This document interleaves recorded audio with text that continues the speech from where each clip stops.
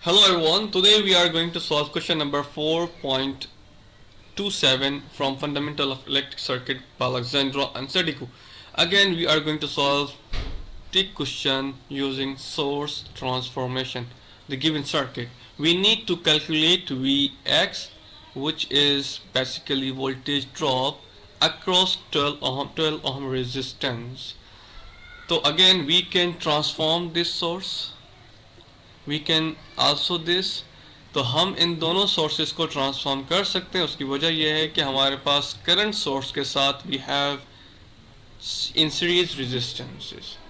तो हम जब इसको ट्रांसफॉर्म करेंगे we are going to use V is equals to I R, then I निकालना है is equals to V upon R, then sorry it is upon, then I is equals to हमारे पास आ जाता है 40, डिनोमिनेटर में 20, it will become 2 ampere.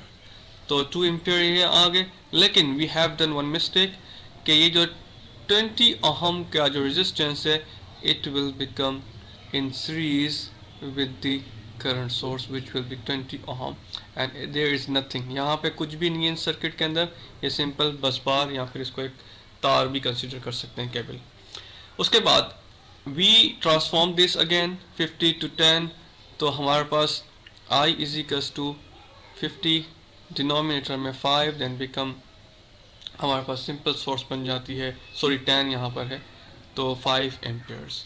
तो उसके साथ हमारे पास ये 10 ओम का रेजिस्टेंस पैरेलल में आ जाता है. Now we can solve these both resistance, those are in parallel. तो हमारे पास आ जाता है 8 ओम.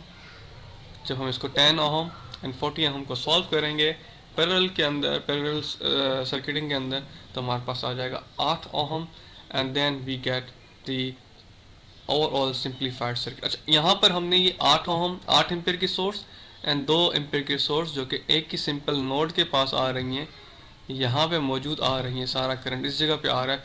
Then we can sum both of them and we simply add them. 8 और 2 तो 10 एम्पियर करंट हो जाता है. Then we are going to again transform these two sources.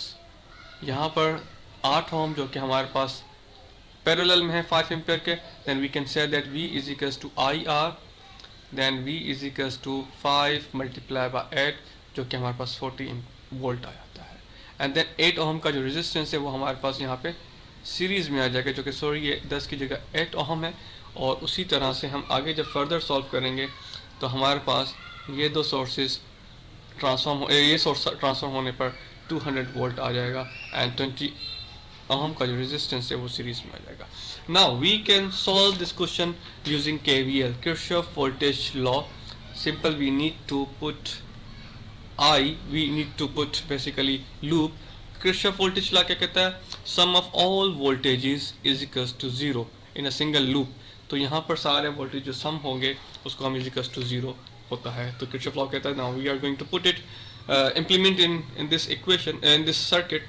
तो हमारी कुछ इक्वेशन बनेगी -40, क्योंकि यहाँ से करंट अगर देखा जाए तो लूप के अकॉर्डिंग माइनस से निकल जा रहा है और पॉजिटिव टर्मिनल से निकल रहा है. देन प्लस हमारे पास रेजिस्टेंस कितनी, 1 2 3, this all are in series, so we can solve like that.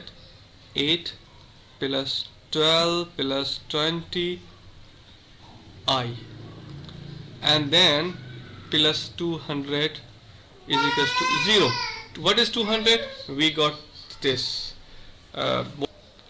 Okay, now after simplifying the equation we can say that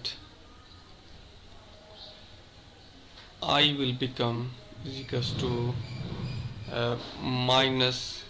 -4 ampere. Unit का हमेशा ख्याल करिएगा, यूनिट्स देना लाजमी होता है, otherwise it is difficult to understand whether it is voltage और ampere और कितनी क्वांटिटी मिली में है या सिंपल एम्पियर्स में है. Then we need to calculate Vx, that's why we need to put again we have to use Ohm's law. V is equals to IR, then V is equals to IR. For that we know I is 12 ohm and we know the current is -4 ampere. Therefore we can say that, sorry, it is Vx is equals to -4 and then there is 12 volt. Then Vx can be said is equals to -48 volt. मैं उम्मीद करता हूँ आपको ये सवाल बिल्कुल समझ में आया होगा। If there is any question, please ask questions in comment box. Hopefully the questions will be answered. Thanks for watching.